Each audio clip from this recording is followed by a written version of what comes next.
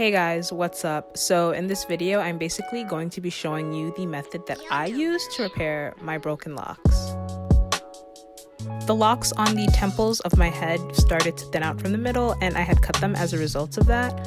At this point in my lock journey, I have no real reason to actually repair my hair as the broken locks aren't noticeable, but I just want some more uniformity.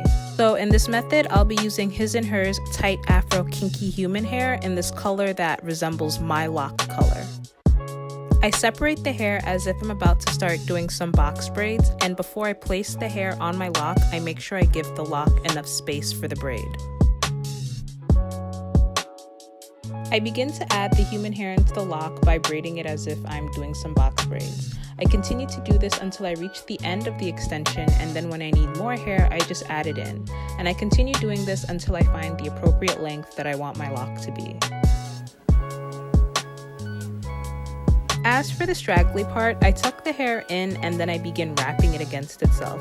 Doing this gives the hair a more uniform look, and it's going to give you the desired result you want at the end of this. I palm roll the extension to even it out, and this is what my lock starts to look like. So I take some more hair and I begin to wrap against the extension. This is what's actually going to have your extension looking like the locks that are already on your head.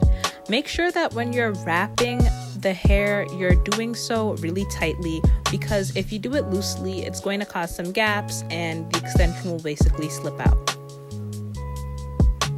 So I'm finally finished, and then I just do some more palm rolling to even out the extension. And then there you have it. Your lock that was once broken is now uniform and the same size as your other locks.